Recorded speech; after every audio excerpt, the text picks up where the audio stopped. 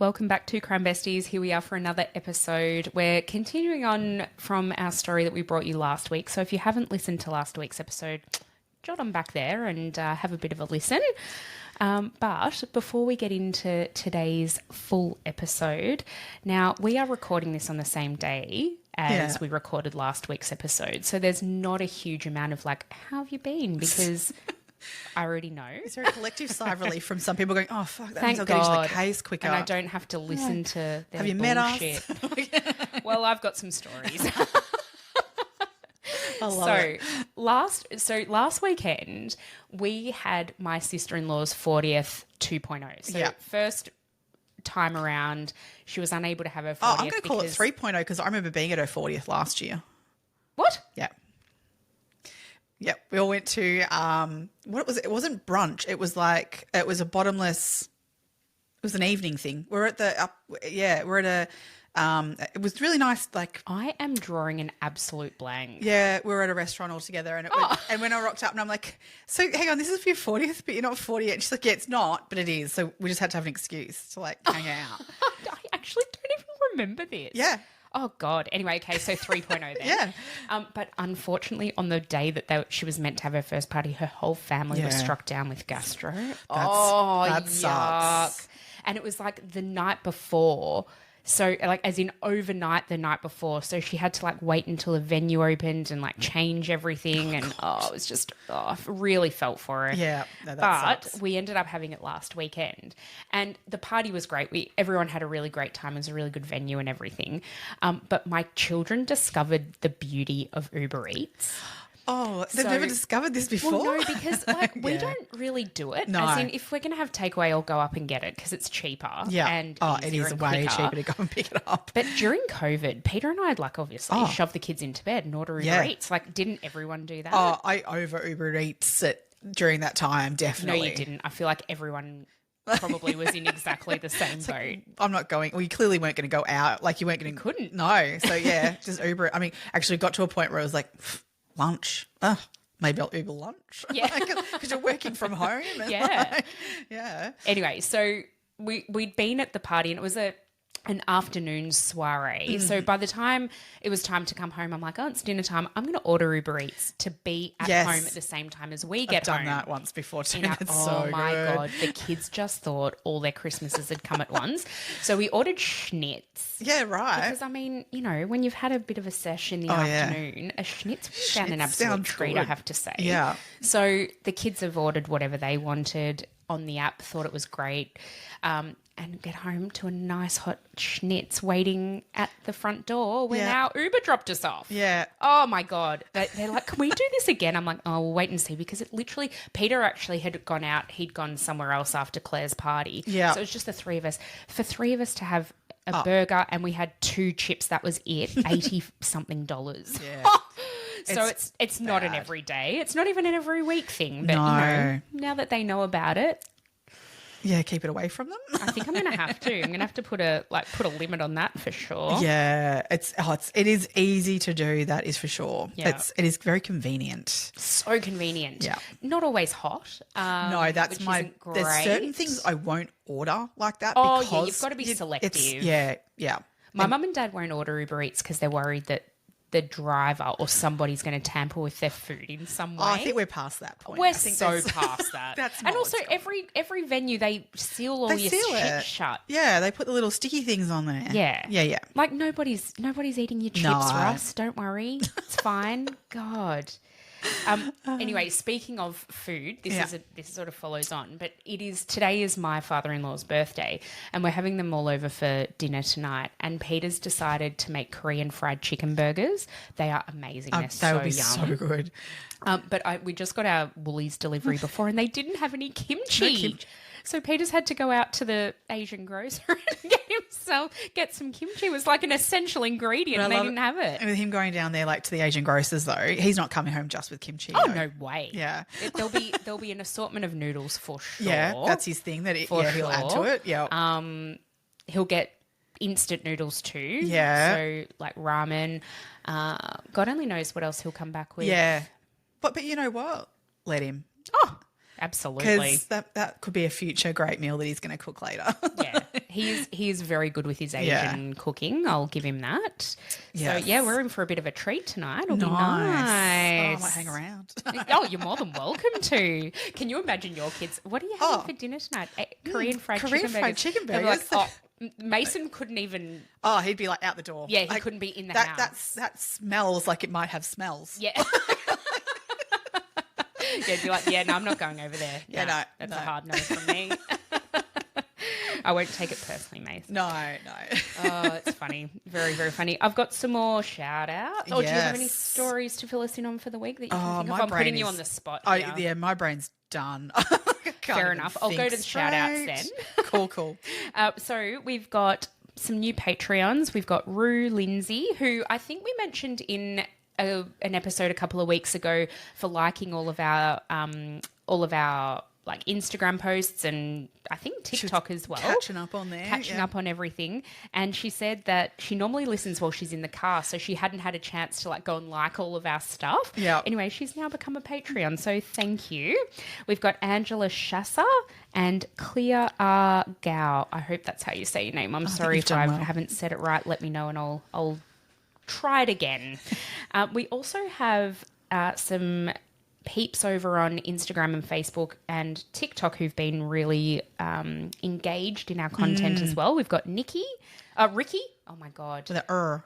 Ricky. We've got Hidden Acres and Claire Louise. So thank you to everybody who's engaging with our content in some way or another. It really goes a long way to getting our content out there, especially comments on the podcasting apps that you're listening to. That makes a huge difference. Comments on Spotify have actually like skyrocketed lately. It's amazing. So we're loving all that. We try and get there as much as we can to get responses back to you because, I mean, the conversations that get started there are really great. Yeah, please keep them coming. Yeah, even if it's just to, hang shit on us. We take those too. Oh, far out. We got a good one this week. I woke up. Had you seen it the night before? I'd seen it because I stay up later. So I did see it come through at night and I actually did that, like literally what you sent me, the screenshot of it. I'd already screenshot it the night before going, I'm sending that to Emma when she wakes up. But you got to me before I screenshotted it. I said to her, I'm like, well, good morning to us. Some nasty comment. But you know what? Oh, I love we'll take it because it's still, the algorithm likes any comment, good, bad or indifferent. So. Yeah, it doesn't read them. Oh, no, I loved it. I saw it come through and just I literally laughed out loud. Yeah, me too. The comment was something along the lines of, are you two on drugs? Yes, that's right. Are you two on drugs? Oh, God. I wish. It'd actually be a lot more helpful. Oh, totally. I love it. Oh, Love it. Yeah. All right. Well, today we are sort of getting into... Last week we spoke about the Pettingill family and we were really mostly concentrating on Kath and Dennis. Yeah. So Kath being the matriarch, Dennis being her eldest son and their crimes and sort of what came of that. Yes. Today we are more focusing on Victor Pierce and his family. So Victor was her sixth child. Yeah. And his wife... de facto Wendy Pierce, and the crimes that they are.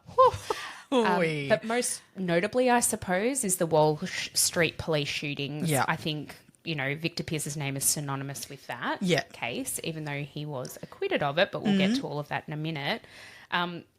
These people fascinate the shit out of me. I just said to you, like, every time I look for something on them, more comes and it's juicier or it's unbelievable. It's unbelievable. It is actually unbelievable. Like, you can't believe people live like this, say these things, do these things. There was a quote from one article that I read that says that for 3 decades their lives have been beyond bizarre and almost beyond description.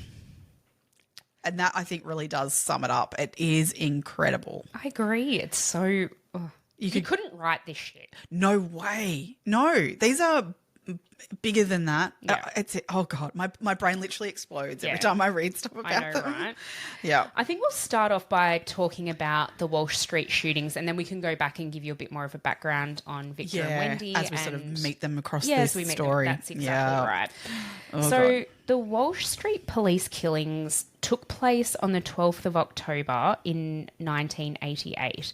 And it was a situation whereby two very junior police officers by the names of Stephen Tynan and Damien Eyre were murdered in cold blood. Yeah, cold blood, absolutely. And with little opportunity for defence. I actually believe Stephen Tynan was murdered by his own service revolver. Yeah, pulled out of his own holster. So you just can't even imagine. It's unfathomable, the thought of these crimes. I almost liken it to like what we're experiencing in Victoria now, and this is something that I think everybody would know about. And I'm hoping by the time this episode comes out, there's been some resolution to. Yeah. But I'm talking about the Desi Freeman Porpunka murders of those two, or alleged murders of those two police officers. Yeah. I've seen, you see the outpouring and the devastation of that, and it's incredible. My in-laws actually live very close to the police academy in Victoria. Yeah, in Willers Hill there, Willers Hill. Yeah. And they said for both of the funerals of those officers, they closed down the street, but there were enough police officers doing a guard of honour of the coffin as it was being driven out of the church, out of the chapel, the police chapel up there at the academy, that it went for the entirety of that road. Wow. It was just an insane number of people. There were thousands of police officers. And they come out in droves for that stuff because, well, I mean, it's their own. And every one of them feels that, whether they knew them personally or not. It's, I mean, they do a job for the community in the hope that that's not the outcome for any of them. That's not the even in the criminal world, it is a real no-no to kill police. Yeah. It's not actually something that typically is what goes on. Whereas this was an execution style of like killing, which this one that we're going to talk about today, and the one with Desi at the moment, there's so many other outcomes that could have come from that rather than killing people. And to kill people who go about their job to protect people is just beyond atrocious. Oh, it's the lowest of the low. Yeah. And, our thoughts are with all of the police officers serving in Victoria, serving past and present, I suppose. And, the thoughts of it. But it really, reading about this case this week really made me think, there's so many parallels in this situation. Yeah. And these two young constables were just trying to do their job. Yeah. They were called out to a car that was abandoned. I believe the boot was open, or was it the bonnet? The bonnet was open, and it was parked like in the middle of the road too. So it was blocking cars from going either direction down the road. There was no way of sort of passing it. The doors were left open of the vehicle as well to, again, block further that cars couldn't go around it. It was at night time, and so all of the lights, the interior, because all of the doors were open, the interior lights were on, and the person who rang 000 to report that there was this car in the middle of the road, basically said, there's no one in it. No. Because they could see into it because the lights were on and it was dark outside. And at that hour of the morning, like he'd left his house at about 4:30, and he'd seen the car there and actually went up on his way and left going, that's odd. Like, car's obviously been, he just immediately was like, that car's obviously been stolen and dumped and run out of fuel and they've ditched the car, like kind of thing. So he wasn't in any rush necessarily to report it because it was so early in the morning that no one else much was on the road, and it was clearly a dumped situation that there was no one there. It wasn't like an immediate threat kind of something's thing. Happened Something's or happening someone's currently right now, So he drove off and drove to work or the gym. I want to say the gym. I feel like it was the gym. Yeah, he was going to the gym. It wasn't until he got there that he went, I'll ring about that car now that I'm here. And so he called the police and reported it and said, I believe it's a stolen car sitting there. No one was in mad rush to get there. But your two young constables were got the call, and I say young, I mean Damien Eyre was 20, and Stephen Tynan was just 22. So Stephen had been in the job a couple of years, whereas Damien, I believe, was only about 6 months into his stint of being on the job. So he'd obviously done the academy, and then this was his first posting. Real posting of being out on the road.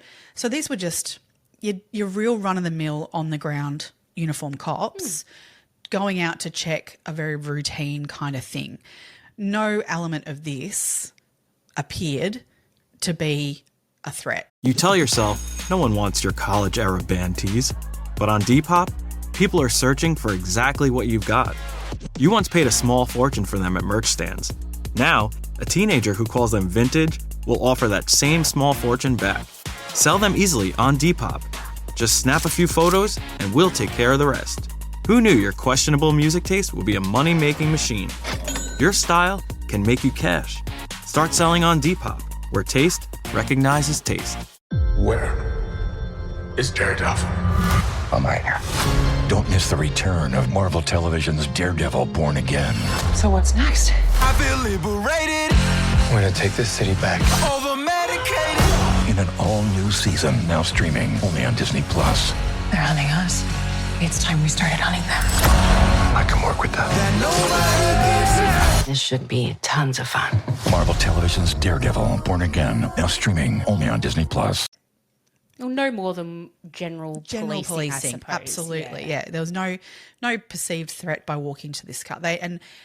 From the way things were found, all cops say literally these guys did to the letter what they are supposed to do in a situation like this. The way they left their car as they pulled up, how the car was left, their vehicle was left with the lights the way it was to ensure that they had light on what they were looking at, that it was protecting them, all those sorts of things was all done as accurately as the procedures would be to go to this kind of routine check. Okay. Yeah. So on the morning, obviously, the guys of both the two police officers approached the car, and I believe it was Stevens reached into the car. He was the one inside the car. Yes. Yeah. He got into the car to check the vehicle, whilst Damien was on the outside of the car searching the exterior of the car just to see, taking down the number plate, checking out the vehicle, what was there and what had been left, so that it was a safe place. So while Stephen is inside the vehicle and he's checking how the car had been hot wired, obviously, and that's all that was, and he was checking the vehicle for other things, Damien's then come to his door, and as Damien has come to his door, a shot fires and literally hits Stephen in the head. One shot. So Damien is left there. He then turns immediately to see where this has come from, and he has, I think, as he's turned, he's got a gun to his head, and another perpetrator has come from another angle and he's grabbing at his weapon. So that's where his gun is taken from his holster, and 2 shots are fired into him. So 3 gunshots were used to eliminate the 2 police officers. Another 3 shots were fired in that battle between Damien and the perpetrators, one hitting a house and the other 2 ricocheting off into the street as well. So 6 shots fired in total. Absolutely horrendous. I can't even imagine being approached in that way, and the fear that, particularly Damien, who had no idea where this was coming. He had battle, and witnessed the first one and then had to deal with that immediate shock of what he's got to deal with. Here. Yeah, whereas if there's anything in this, Stephen at least had no knowledge. Although he didn't die straight away. He was actually I just assumed with the shot with the hip. He was taken to the Alfred Hospital. Right. And he went into surgery, I believe. Oh, God. And it was found when he was in surgery that there was no way they were able to save his life. Yeah. And Damien died at the scene. Yeah. Wow. So yeah, not good. Not at all. And this immediately by the police force was condemned entirely, but obviously they were all in a bad way. This was an absolute execution style killing, as in it had been a purposeful draw police to this area for them to be killed. Yes. And the thing, I guess, is they didn't know who was going to attend. No. So they just wanted to kill. They weren't after a particular police officer that had wronged them. It was just a police officer. Yeah. Or 2. 2, yeah. Yeah. It's horrific. It's absolutely horrific. Yeah. It was believed, I guess so, when the police started investigating this and trying to figure out exactly what happened, a lot of theories were bandied about, but it was widely believed that it was a revenge for the police shooting of one of the Pettingill's associates named Graham Jensen, and he'd been murdered the day before, about 13 hours before prior. this happened. Yeah, there'd been a robbery. And, so there was Graham Jensen was part of a crew with Victor Pierce and Trevor Pettingill. Yep. And there was a number of other associates in a group called the Flemington crew that they had been labelled and who were armed robbers. They committed – this is a totally different time, back in the 80s where armed robbery was huge. It was more than homicide. So yes. I think it's worth having a think about the time as well. Yeah. So we're talking about a fully cash society. You got paid wages in cash. Yeah. Everything was in cash. There wasn't a lot of credit card transactions or electronic transfer of funds. That wasn't a thing, really. So you can imagine how much cash was going around, how much cash banks had in their vaults and whatever at the time. Yeah. And this Flemington crew would do all of these armed robberies. They mostly targeted banks. And I'm not talking like shitty little bank. They targeted big banks where they knew there was big money to be had. Yeah. They mostly stayed from the city out east because there was another crew who dealt with the banks in the west, who robbed the banks in the west. Yeah. But they would, in one bank robbery, they would get like $200,000 in cash. Yeah. Like an insane amount of money. And this is in the 80s. Like this is $200,000 in the 80s. And then they'd use that cash, they'd get a bit low, they'd go and do another armed robbery. I've heard as well that the Flemington crew treated this like a job. So they would go out during the day, do the right thing, go and scope out the next site and do their homework and figure out when money came in, when money went out. And they really were quite, I guess, professional. Is that professional criminals in that sense? Yeah. And it's just, go out and get a fucking legitimate job. I mean, I guess you're not earning $200,000 a pop when you're doing that, but for fuck's sake. Oh, the risk of it though. The risk. Yeah. I mean, and it was a very different time in the sense of the cops and how they interacted with these criminals too. And so there were, unfortunately there were security guards who were killed by the robbers, by the armed robbers at the time. So there was definitely, they were potentially, if they were caught, it wasn't just armed robbery, but it was also murder and things like that was connected to this. But the police were kind of doing a few dodgy things too. And they would line things up a little bit and, and shoot people if they had an opportunity. Yeah. So there was lots of, on both sides, dodgy things going on. I've heard Narelle, our favourite Narelle Fraser, talk about this. And she was saying at the time, the robbers, which is what the armed robbery squad were called, that was their nickname, the robbers were seen as being like top tier detectives. Yes. They had a uniform. They would wear, not an actual uniform, but they would all wear white short sleeve shirts, black slacks, and they actually did have an armed robbery squad tie that was black. Yeah. And they would all wear the same thing. And they Men in Black. And apparently they were like jacked. They all thought their shit didn't stick a bit. Yeah, and they were like really built, worked out. It was a culture. And they were seen as being the hardest of the detectives, even more so than homicide detectives. Yep. Like they were top of the tree. Which is so interesting to now think, like, I don't even know. I think there is no armed robbery squad now. It's now dealt with through Within other the CIB avenues. or something, yeah. Yeah, because there isn't the need for it. Yeah. Whereas it was so high need. But what are you going to rob from a bank these No, days? this like is $30 it. that they've got in the drawer. Like nobody uses cash these days. It's no. very you need to cybercrime it. That's what you need to do. So then that's dealt with the cybercrime that's squad. right, It's not exactly. armed robbery. Yeah, and that's it. Yeah, it's not even existing anymore. Yeah. But in this era, it was huge, and it was a major problem here in Melbourne. The armed robberies that were going on. As we said, there were murders involved with it because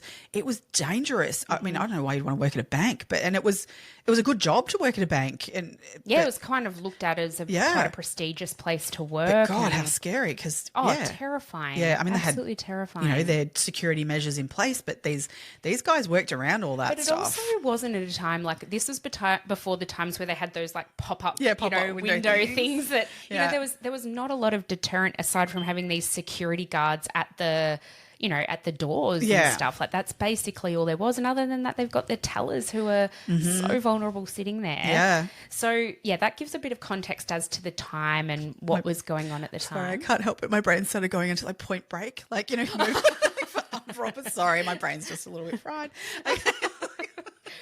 You're presidents. doing great. You're doing great. You're doing great. Okay. So the police have started to put together a bit of a case of what they think has happened. And as we said, they are really looking at this Flemington crew. And they ended up charging 4 men in relation to these execution murders of Stephen and Jamie. We should say too, I mean, the investigation into this went for 2.5 years. It wasn't quick. It wasn't quick. There was because none of the crims talk. no, and at one stage they had hundreds of police officers working on this. And there was when this occurred, the police were so gung ho, like they were finding who did this and going to bring them to justice.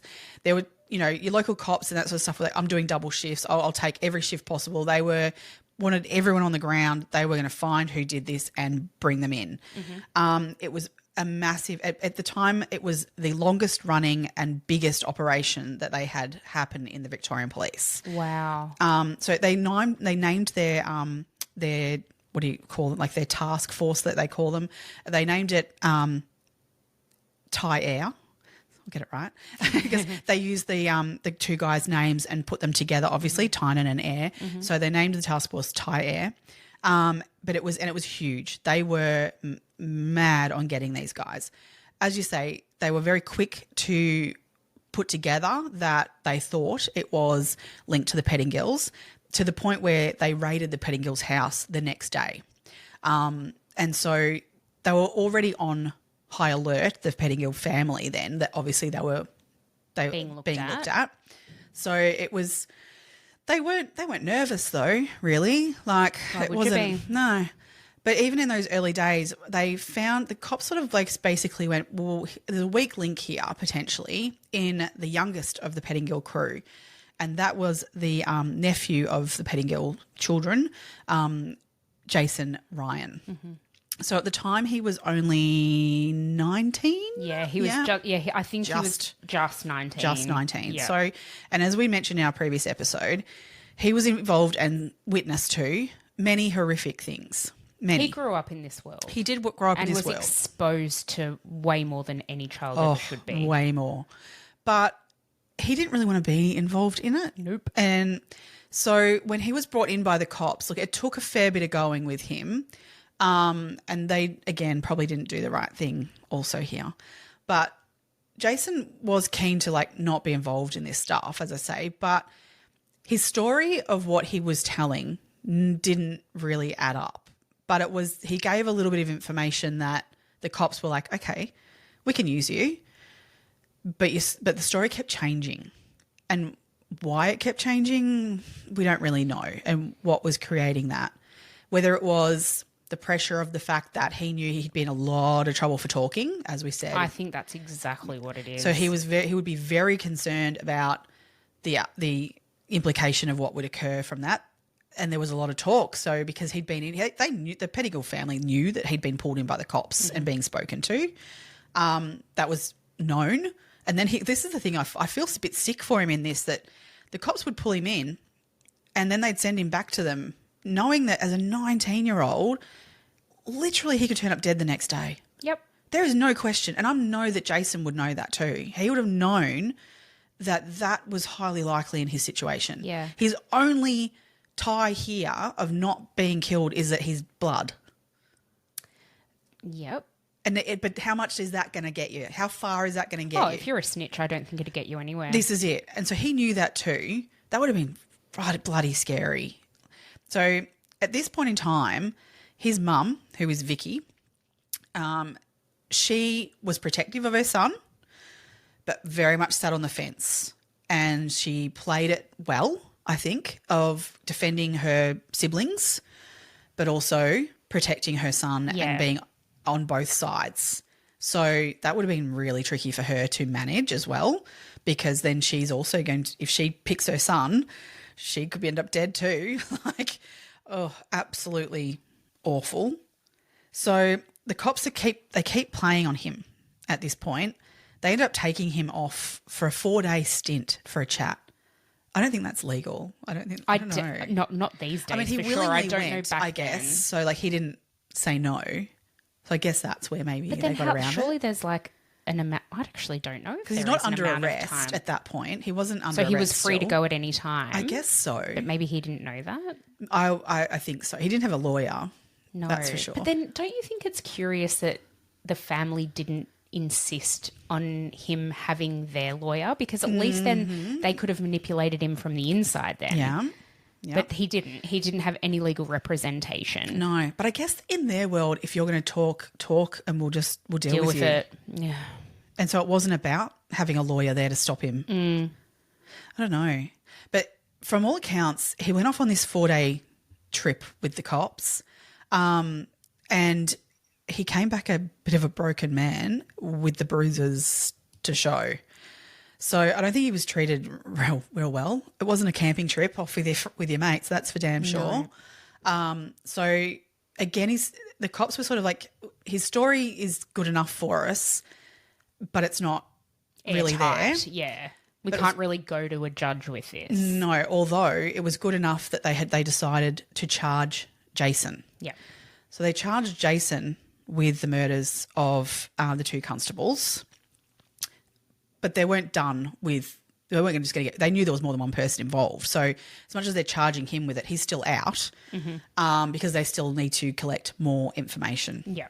So this is where it just continues on for years. They're gathering more and more information. It was 2.5 years, was it, by the 2.5 time years. they actually charged the rest of the men? So Yep. they charged Victor Pierce, Trevor Pettingill, Peter McAvoy, and Anthony Farrell. So they were the members of this Flemington crew, I guess. Yeah. And what they ended up this is where all of this bizarre shit gets in. So let's just get into a little bit of a background about Victor Pierce and Wendy, and then we can go from there. Do you reckon? Okay. Yeah, sure. So Victor Pierce was born on the 11th of November in 1958, and he was Kath's 6th son. And he actually ended up having 5 children of his own, Yep. 4 to Wendy. Yeah, 4 to Wendy. And so that was Christopher Pierce, Victor Pierce Jr., Katie Pierce, Matthew Pierce, and then Vinnie Pierce, who was actually named after a judge, but we'll talk about that later. Yeah, the judge who acquitted him. Yeah. Oh, sorry. That's Yeah. just, what the fuck? Yeah, and I believe Vinnie was actually born while Wendy was in prison. Yeah. I think that might be the pregnancy that comes up. Okay, all right, we'll get to that in a sec. Yeah. So, as we said, Victor's the 6th child of Kath Pettingill, so we already know what kind of family he's been born into. With his de facto partner, Wendy, so she took on his name by deed poll, I believe. Yeah. So they were never actually married. Which is the same as like Pettingill in Yeah. terms of the Kath and I don't even know that she legally took on his name, but everyone knows her as Kath only know her Pettingill. as I we- don't know. yeah. I don't know. He was convicted for drug trafficking and served a 6-year sentence during the 90s for that. So he was a bit of a seasoned crim in and of himself. But he came out from that conviction and he actually worked as a bodyguard for Frank Benvenuto, who was a kingpin in the gangland sort of scene. Yeah. So we'll kind of leave Victor there. Or do you have anything else you want to discuss about Victor? I think that's yeah, fine. A yeah. lot more will come up as we go along. Yeah. But anyway, he's married de facto with Wendy. She, at the time of them arresting those they thought responsible for the Walsh Street shootings, was working with the police. Well, she was arrested for a pretty awful crime. Yes. And then they used that to their advantage. Yes. Yeah. So are you talking about Which crime are you talking about for that? Which one? Because she's done some stuff. She's done some really nasty shit. So Yes. which one was she arrested for that? I want to say it was a stabbing. Okay. All right. Yeah, no. Okay. Yes. Okay. Yeah. She was in a lot of trouble. She was going to go down for it. Yeah. And they said to her, we'll give you immunity for that as long as you talk to us about what went on with the Walsh Street killings. Yeah.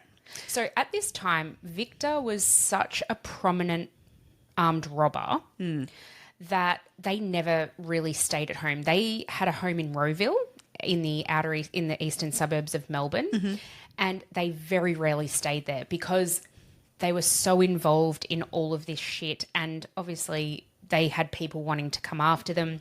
So they actually used to take their 5 fucking kids and stay in hotels all around. They'd move, they'd go and whatever.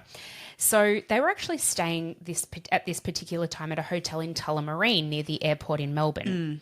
And Wendy, when she was first questioned, said that Victor was there with them all night on the night of these shootings. Yeah. She's then been done for this, I think it was the stabbing, I think you're right. And she is then obviously going down the path of probably being in prison She for was life. looking at pretty serious time. Yeah.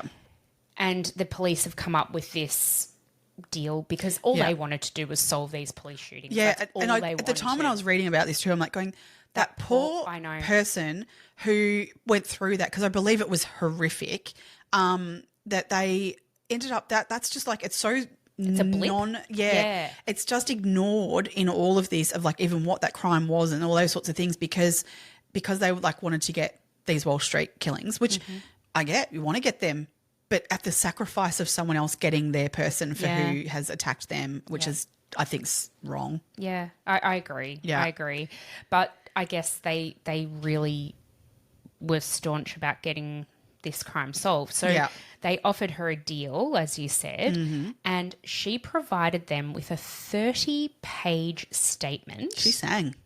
Oh, didn't she? About it's all- everything. Yeah, and it's all on interview, like all on tape. Yeah. And she even said, like, there were days where we had $200,000 in our house in cash, and we did this and we did that, and I saw him sawing off shotguns in the back shed, and I've seen him with guns. I've seen him with these notorious criminals. He definitely left the hotel in Tullamarine that night and didn't come back until, till the early hours of the following day. So 30 pages of just like spewing out everything. Like prime eyewitness statement stuff like that clinches their entire like case against him. So the prosecution are like, fucking A. She named all the other perpetrators, because there are actually 6 that were named originally. Yep. The other 2 that we haven't spoken of yet were Gary Abdullah and Jed Horton. Yep. Now, we can get to them and why they weren't in the eventual 4 that were put on trial. Yep. But, so she named all of them, and so it put them all into the mix of being able to be looked at of exactly who is involved in this and what their roles were. So she sang like a canary, as you say. They had their prime witness. So along with her and then what they had from Jason, they were looking at a pretty good, solid case. Yeah. They put Wendy in protective custody. She spent 18 months in protective custody in total, building up to the trial, because they knew that Wendy she would be killed immediately for speaking and what she had said. The cops were hesitant about putting Jason into protective custody because his story kept changing and things like that, and he wasn't as reliable. And they were dangling that with him of like, I think they really wanted him shit scared because they wanted more out of him. That's right. That they didn't give him protective custody as easily as they did Wendy because she came forward all in. Oddly enough, I don't know. Yeah. Yeah. So what actually happened when they went to trial, Meg? Okay. Well, even just before we get to trial, so the other 2 men who we just spoke about, in all of this, obviously this is over 2.5 years of investigating this. They were still committing other crimes and things. Oh, yeah. So in that, Gary Abdullah was killed during another incident. So he was in an armed robbery and he was shot in that. And then Jed Holton was also killed by police. So these were both killed by police in the meantime in this time frame. Mm-hmm. Jed Horton, unfortunately, I believe he was at a holiday park out in Ascot and near Bendigo, and he was killed by police there. They said that he had a gun, and so they shot at him. But other police officers since have actually come forward and said that the shotgun was planted afterwards by police. So he was, I think they said he had a gun in his car or something, and then the gun was planted afterwards. Which, police officers have come forward since and said that. But so all these extra killings of, the Flemington crew in the meantime also was, setting off Victor something shocking that he was losing all his mates. From sauce to dust to nuggets, it's Taco Bell's new Diablo Dusted Crispy Chicken Nuggets. Are they mild? If they were mild, they'd have to change the name to Little Rascal Nuggets or Minor Nuisance Nuggets. Definitely Diablo. New Diablo Dusted Crispy Chicken Nuggets. A brand new classic. Only at Taco Bell. At participating U.S. Taco Bell locations for a limited time and while supplies last. Just going to throw in here. So the guy that originally died, Graham Jensen, who they sort of said that these two cops being killed was a revenge act of that. Yeah. So according to the Underworld, there had been this kind of discussion of like all these criminals being shot by police, that it was this, there was sort of the talk along the lines of the next time one of our guys gets shot by them, we kill two of theirs, right? Okay. So that was where this sort of all came from, of like when Graham Jensen was shot, Victor was like, that's it, I'm coming good on our decision to do that. We're killing two of the cops for one of ours, that this has to end, this back and forth, we'll do it by killing two of theirs. So, but Graham Jensen, Victor's best mate, he was having an affair with Wendy. I know. So, what happens for Victor best mate? didn't know that though. He would have killed him himself. This is it. I just kind of go, this has all come about. You're like defending your best mate. He was having an affair with your not wife, pet de facto. Well, but might as well be. Yeah. Like, yeah. Just these people. I know. Yep. None of these details. It's just you can't write this stuff. You can't write this stuff. No. All right. So we've now got to the point where we've got 4 remaining alive. Yep. Suspects who are charged. Oh, sorry, we should say also. So Jason, obviously, he was originally charged as well with this. Oh, yes. So his story eventually he eventually admitted to that he had stolen the car originally, and that was used in luring them in. He whether or not this is true either, the cops are kind of a bit don't know. He also admitted to being at the shooting originally, but then they proved he wasn't there. Yeah. So there was a number of things that fell apart in terms of if they were going to put him on trial, that they ended up dropping the charges on him. Yeah. As long as he remained a witness for the remaining 4 that they were putting on trial. So his story... He'd overheard them planning it, whatever. There was enough in what he was bringing that there were facts that they could use, but it wasn't overly reliable because he had changed his story so much. So the only other physical evidence they had to link this was the shotgun that was found, and it was found at a local golf course by a gardener in a garden bed at the golf course. And that particular shotgun, they'd already worked this out before finding the shotgun, but they eventually had the shotgun as well, that the shells matched shells that had been used in an armed robbery, which had been committed by the Flemington crew. Yeah. They had it on CCTV that they could pinpoint various people. So that's where they knew that there was this link between those shells and the Flemington crew robbery. And then when they found the shotgun as well, and that backed all that up. Yeah. So that was really the only physical evidence they had. Plus then these 2 eyewitnesses being Jason and Wendy when they went to trial. Wendy being the star witness. They were really pinning all of their hopes on her. Yeah. So they all of those charged pled not guilty, and so it went to trial. Yeah. And when it came time for for Wendy's testimony, Yeah. she completely reneged. Completely refused. She refused to answer any of the questions. And because she was in a relationship with Victor in a de facto way, in that she's treated as though she's married to him in the same way. So she's actually not, like, can't be made to testify against him. It was completely had to be at her. She couldn't, voluntary. It's got to be voluntary. So can you imagine being the prosecutor and thinking, oh my God, she's going to answer this to this question, this, like they'd prepped her. Yep. They knew what they thought she was going to say. It's in recordings. Yeah. They have it, what she said. Yep. And now, They've got it she's written. They've got it in recordings. It's there. But they need her at trial to confirm it and say oath. Under oath. Yep. And she refused to Wouldn't do it. So she was done for perjury. She spent 9 months in jail for it. Mm-hmm. But that lost them their case. All 4 were acquitted. Mm-hmm.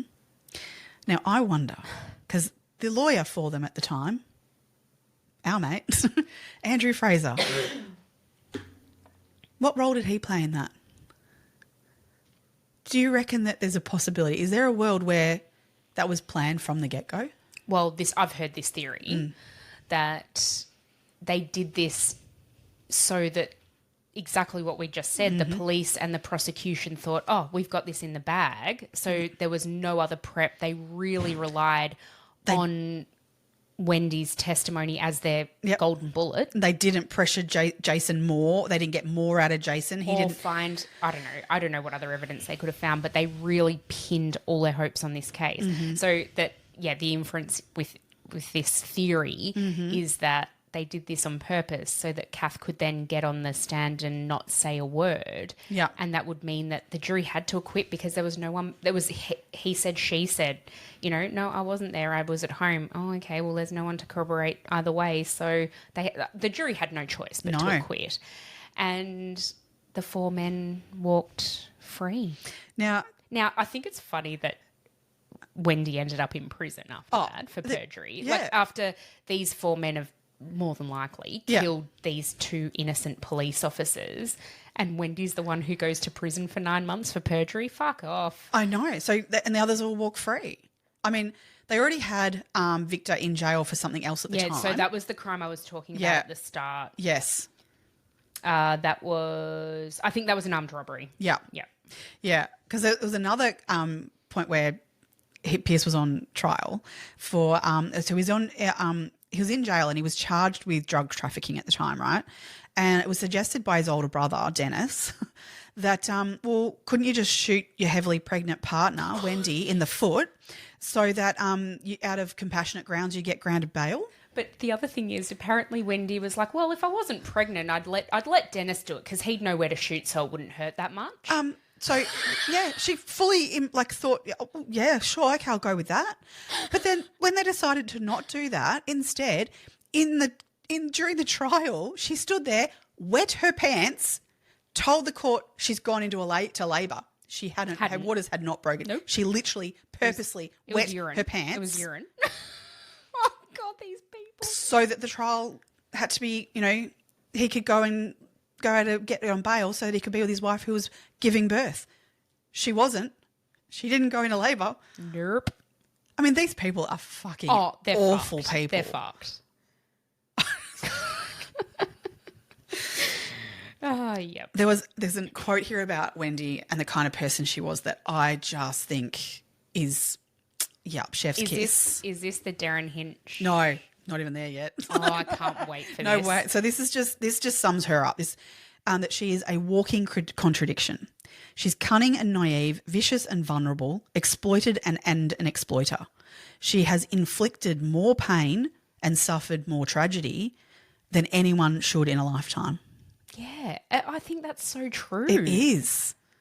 Her life is equally, she's as much a victim as she is a perpetrator. That is so true. Like, she's someone who and when you see interviews of her and everything, you see someone who has been through hell. Yeah. And you're like, she knows, she is fully cognizant of the fact that her life is fucked, Yeah.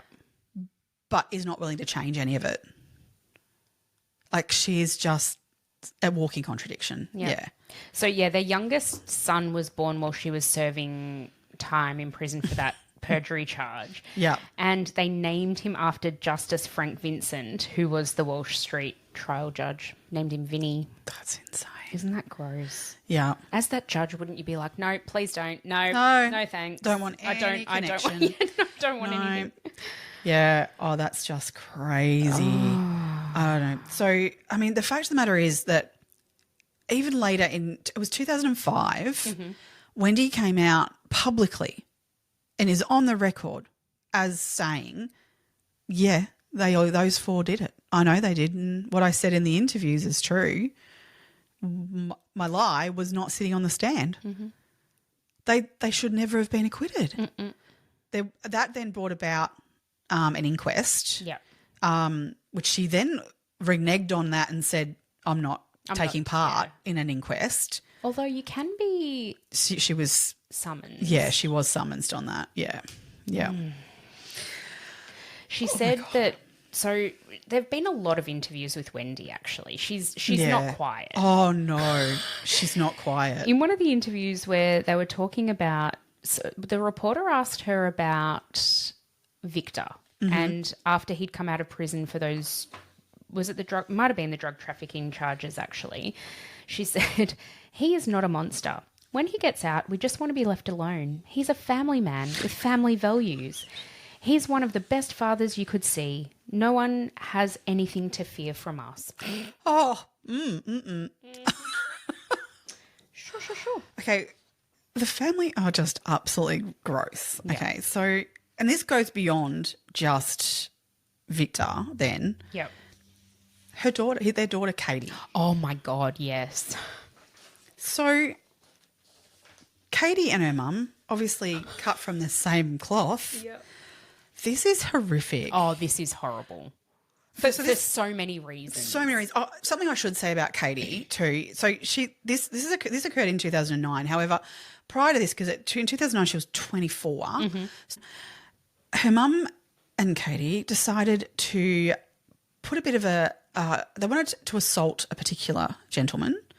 So they asked a man by the name of Tong Yang to assault a man by the name of Robert Sales. Now, Robert Sales was just the father of a girl who was dating Katie's ex. Yep. Right? So he had no connection. Really to him at all. No. So for $200, I was going to say it was like $200. They paid this Yang to they paid him Tong Yang to assault him. That were the words they used, to go and do this. So Tong Yang went down to the Clare Castle Hotel in Port Melbourne, and he used a meat cleaver to seriously injure this person. He caused a deep, long gash across his face, 3 fractures to his jaw, broken teeth, and facial nerve damage. Now, Robert Sales was not the person who ended up with those injuries. He was at the Clare Castle Hotel that night. He got up and went and had a cigarette, whilst a poor bloke by the name of Mark Louse was hacked across the face with a meat cleaver and had no knowledge of any of these people. It was complete mistaken identity. He had serious injuries that lifelong. Lifelong injuries. The judge in the case stated that it was the worst example of intentionally causing serious injury he had ever seen. I mean, that's a huge statement. You don't take a fucking meat cleaver to someone's face. Like, even... Who takes a meat cleaver to the hotel? Oh my God. What the fuck? But so Tong Yang pleaded guilty to that. So he got his charges. But Katie and Wendy, they both pled not guilty. So They were charged with attempted murder, I think. yeah, attempted murder and intentionally causing serious injury. Okay. So they were just as culpable as the person who inflicted it. Yep. Was what the court was saying. But they both pled not guilty to that. Katie was bailed at that point, whereas Wendy was not. So Wendy was put in jail at the time. Unfortunately for Katie, though, she on bail then went and OD'd and passed and died on She died at 15th home. of December in 2009.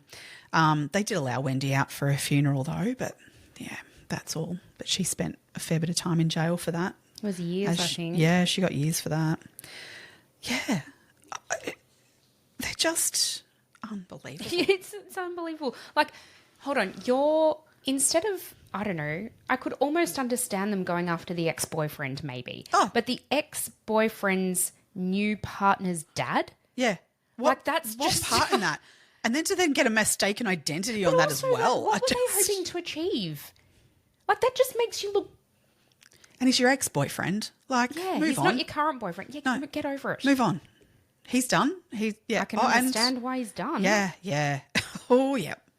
Stay the fuck away. Stay the fuck away. Yeah, and I just find that interesting that it's the daughter more so than you hear about even his sons being involved in these crimes. That's next level. But There's Wendy, not a lot of information out there about their sons. no. Katie's really the only one who had notoriety in Yeah. that respect. Absolutely. I mean, that's not the only incident where she No. spent time in jail or No. anything either. Yeah. So she was known to be an issue. Yeah. I think she and Wendy had actually served some time at the same time in Dame Phyllis Frost. the two of them were really bad together. Yeah. Yeah. I mean, she was 24 when she died. I mean, how know. much The can you get fact- into I before then? know. Oh, God. Crazy. Yeah. Yeah. Yes. But Victor Pierce did come to an end too, though. Mm-hmm. So we can talk about his Absolutely. eventual death, which was Yes. interesting. His death was, I guess, interesting. So he was actually, he'd been having a coffee with Wendy and Katie, I think. So this is before Katie's death. Yeah. And he'd been having a coffee with them in Bay Street, Port Melbourne. They'd walked home. So by this stage, they'd moved from their house in Rowville to Port Melbourne. Mm-hmm. Now, this is back in a time, it's not what Port Melbourne is today. Well, 2002, because I mean, I spent a fair bit of time around Port Melbourne not long after this. Okay. Like kind of time. Like, I think it changed not long after this. I think this was a real sort of flip around. But I mean, you still had the Dockers Union True, at the yeah. time, and Yeah. you know, so there was still, a fair bit of shady shit possibly going down in that area at the time. Anyway, the Painters and Dockers Union, was it? That's right. And anyway, so Wendy and Katie have gone to walk back to their apartment house, wherever it was they were living in Port Melbourne, and for some reason Victor stayed behind. I guess the theory is that he stayed behind because he was there to collect money, like from some kind of drug deal, or we don't really know the exact circumstances. But he was essentially executed literally minutes after Wendy and Katie left him. And he was shot down by two men in a car, in a cream-coloured Holden Commodore, which is the same, interestingly enough, the same car that they'd stolen and used to lure the two police officers. the same make and model, Same anyway. make and model. Yeah, Not the yeah, same not car, but the same yeah. make and model and Yeah. colour of the car to lure the police officers. So that's a little curious thing, isn't it? And he was, shot dead in the street in Bay Street, Port Melbourne. Oddly enough, Katie was taught to drive in that car Interesting. that her Isn't dad it? was killed in. Yep. So that happened in 1990. No, that was 2002. Oh, 2002. Yes, sorry, Yeah. 2002. Oh, good. But the person who did that, who shot Victor, was someone else who's very well known in the underworld, Benji Veneman, or Andrew Benji Veneman, I should say, his full name. He was very much known as just Benji. He was pretty much Carl Williams's go-to Right-hand man. Yeah. I mean, it's pretty much what he did was kill people they needed to get rid of. But he was quoted as saying, Benji at the time, he said that if I don't get Victor, he'll just get me first. Yep. So it was kill Victor or be I'll get killed. killed kind of situation. There was a driver that they did later on, I believe, also charged, but I don't think he ended up going down for it though. But yeah, it was the person who shot it was Benji, who I think it was not long after that he was then also killed. Yeah, it was pretty soon after. I think this was a real time in Melbourne as well where there was a massive shift in that gangland power. Oh yeah. So we've gone from having the Pettingills, they were kind of petering out to not being a lot. They'd killed themselves, they'd been killed, they'd been in prison. Yeah. And this is now where the Carlton crew kind of started to step in. The Carlton crew, I'm talking the likes of the Morans, Carl Williams. Exactly, all of those guys. And the ones who, the Lygon Street. Yeah. Interestingly, Jason Moran was at Victor's funeral. Yeah. Yeah. So they knew each other. They were all like friends. Well, acquaintances, if nothing else. Yeah, maybe that's a better way of putting it. If nothing else. Yeah. Just really quickly, I just thought this was a really interesting little tidbit about Victor Pierce. So when he came out of prison for, I think it was the stabbing, I think, he was he went to, so he was living in Housing Commission at North Melbourne at the time because he'd come out of prison with nothing. Wendy, I don't know, at that time they hadn't reacquainted or whatever. And he had his daughter with him, right? So he had Katie with him. Yeah. And so she would have been a young teenager at the time, I think. Yeah. And he went to the IGA it was an Asian grocer that was underneath the flats where he was living at the time. Yeah, right. And he stole a jar of coffee, right? And he's put it in his coat. And the owner of the grocer figured out what he'd done, and he and many of his mates, some of whom lived in the building, came and they basically sat on Victor until the police came. And it just so happened that one of the police officers who attended that particular call by pure chance was none other than Narelle Fraser. And she said she walked in and she was like, oh, fuck, like we're being set up here. Yeah, right. We've been called to somebody stealing a jar of coffee and it's fucking Victor. What the fuck? And so anyway, as it transpired, it legitimately was just him stealing a literally $1.50 jar of coffee. And I mean, the cops would be like, on your way, we don't want to get him for that. They want to get him for the big stuff. They charged him, arrested him, and he was found guilty of that. Theft for that. But the other police officer who was in attendance with Narelle was a man by the name of Lachlan McCulloch. So he was actually an undercover police officer who infiltrated the Pettingill Pierce clan. The operation was codenamed Earthquake, and he bought amphetamines, cannabis, heroin worth about $130,000 from the Pettingills over the years. Yeah, and was gathering information. He was deep in, I think. Oh, absolutely. Yeah. As a result, as a result of this task force, 15 people were arrested. Yeah. I'm not sure what actually came of those arrests and how many were actually prosecuted and went to prison, but Kath and Trevor Pettingill were both arrested as part of that. Yeah. One of the quotes that he said was, they were not very smart people. Victor was a real lowlife. And Narelle says that. Narelle said Victor was just not the sharpest tool in the shed. But Victor saved his butt at one stage because Kath was bit wary of him and was like, nah, we're gonna He's a clean skin. They're like, nah, there's something. She thought he was a cop. And it was Victor that stepped in and said, nah, he's fine. Nah, don't worry about Just it. Leave it. Yeah. And it did them in that they didn't follow up on it because so he's lucky that Victor was a dick. But then the interesting thing is that he was the one who attended this stolen. That's hilarious. Like just by pure chance that he then arrested Victor 6 or 7 years later. Yeah, just happened to walk in on that. Stealing some coffee. Oh, and wow. Apparently they both thought, this is a setup for sure. We're going to get killed here. Yeah, you were after him. Yeah. Like, God. Yeah. crazy. But yeah, Kath did. That's one stage where she did go to jail, and she did spend 18 months in jail for that one. Yeah, for all that.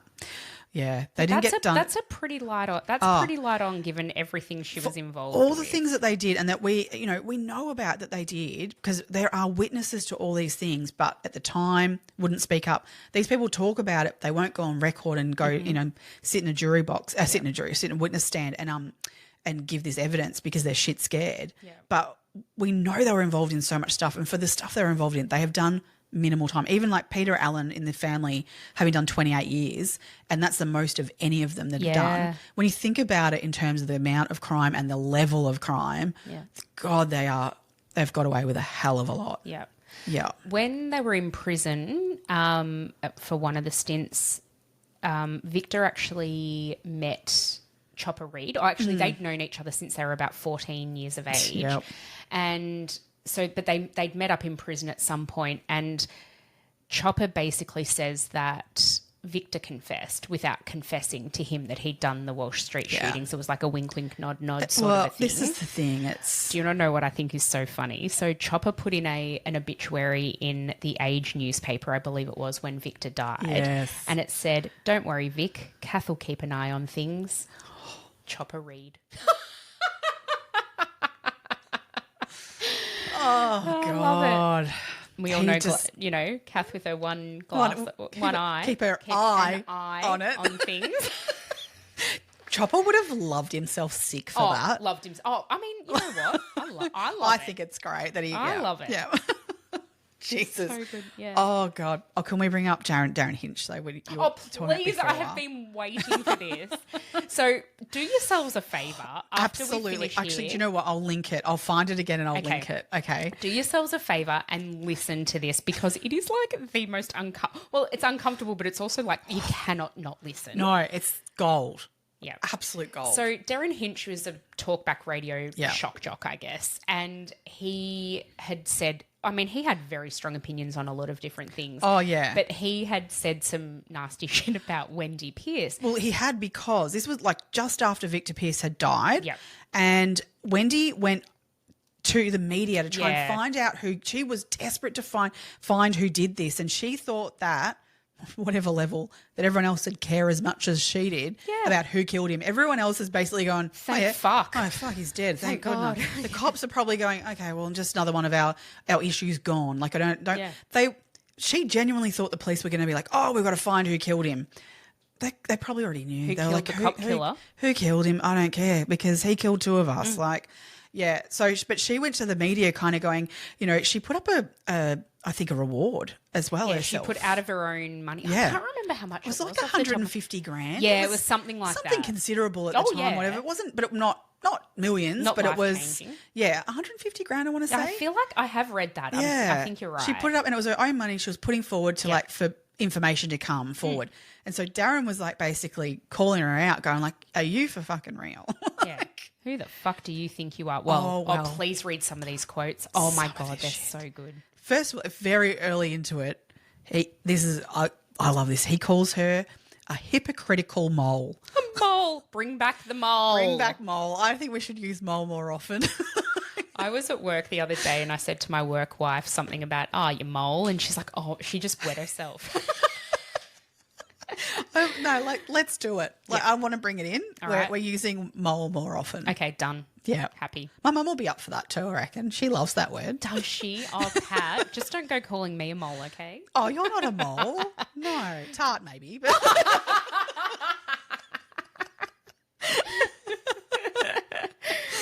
oh, God. Yeah. No comment. No. He also called her a gangster mole. Oh, I love it. Which she took a particular offence to. Yeah. And I just think that she argued endlessly with him in this about whether or not Victor or her were gangsters. Yeah. And I referred to this in our previous episode because she had genuinely was trying to argue the fact that they're not gangsters because they're not Italian. Yeah. And don't live in America. Yeah. And stuff. And she was like, Al Capone's a gangster. We're not gangsters. You're freaking gangsters. And not in a good way. No. No. You're living off stolen money. Mm-hmm. that people died to protect. Like, fuck off. Anyway. Yeah.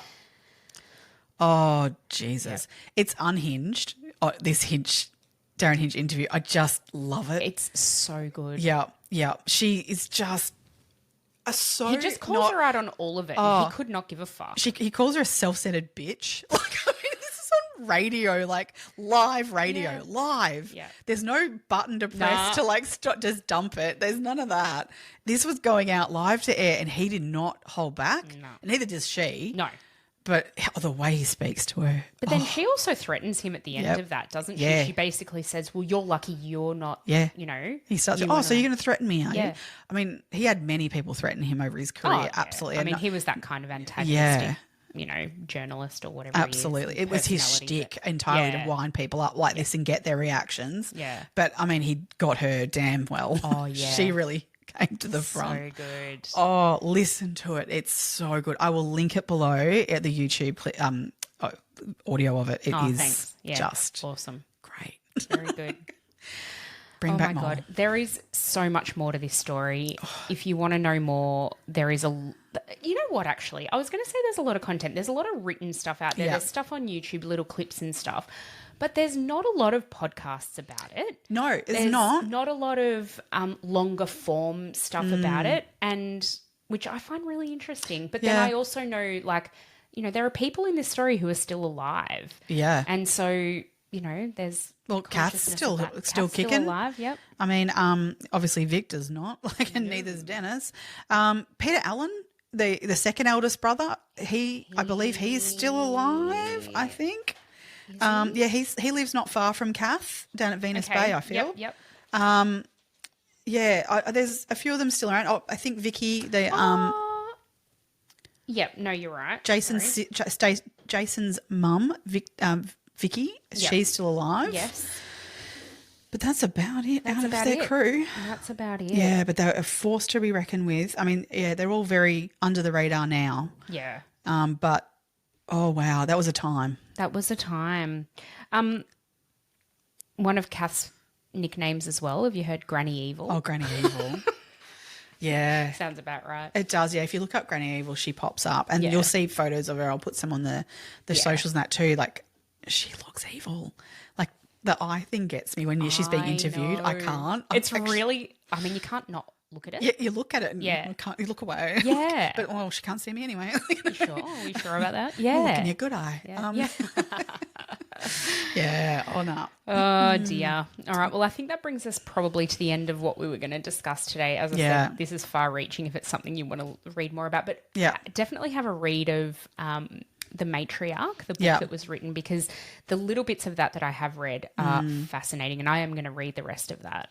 Yeah. I think I'll go back to it when I get some time. Yeah. But I just wanted to also just at the end of this say and bring it back to victims that the two police officers who were killed, they haven't had the justice they deserve. No. The role and effect of that, of the entire police force then feeling that, I have a lot of sympathy, and it's particularly, I think, at the moment, as you were saying, like with what's going on in Victoria currently, it does not lose impact on me whatsoever. The fact that these poor men, and like one of them had their family of police officers. It was his brother and his dad were also serving police officers at the time. It's just horrific for their families to feel that. So I can't imagine it. No, I can't even imagine. And to then be used in this scenario, like, and they were pawns in this of like to get, revenge kind of stuff and then to be manipulated through this with the court system, and her pulling her testimony at the last minute. I can't even begin to understand how that family would feel that these people then walked away from that. I can't either. When it's so become unfair. very clear from what people have said after the fact, obviously double jeopardy means they couldn't be retried, that, Wendy has come out since. The video recordings exist. Watch them. Yeah. They exist. She did say this stuff and it made far more sense than her not saying it. Absolutely. The information that she said was true. Yeah. She didn't make any of that up. Whereas I think Jason's testimony was a bit made up and a bit factual. There were bits in there. Yeah, I think for him though, he was so young. Yeah. And petrified. We should say he's still in protective custody and his mum to this day. So they have no contact with the rest of them. So, it's just, again, that ripple effect. It's huge. the amount of people impacted. And, yeah, those police officers most certainly did not deserve what they got on that night. No way. I mean, they were so young. They hadn't even had a chance to live their lives. No, so much potential. Yep. But we can wrap it up on that somber note. Yeah. Yeah. Well, stay with us next week. We are going to cover the case of Ruby Frankie. Very different shift. Different case entirely. Yeah. So stick with us for that one. And as always, please continue commenting, liking, sharing. If you can share this podcast with one other person who you think might like it, it would go a very, very long way in helping us. And hit that subscribe button on whatever platform you're listening to us. That goes a long way too and puts us out there. So we're rating on many of the podcast charts and things, which is amazing. So yeah, hopefully the more people that hit that button, the more we spread as well. So thank you. All right. Well, we'll see you guys next week. Stay curious, crime besties. Bye.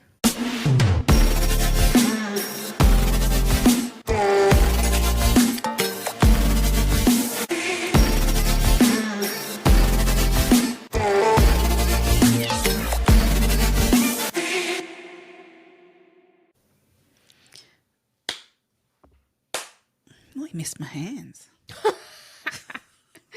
God, we've been doing this for 60-something episodes. You think you'd have it? Well, we haven't been clapping for 60. I think. We've been clapping from the beginning, I think. Have we? I think we have. I feel like we didn't know why we were clapping at the start. Yeah, no, that's the thing. I think we clapped, but we just didn't know why. Peter said to Peter clap, told so to we clap. clapped. Oh, God. All right.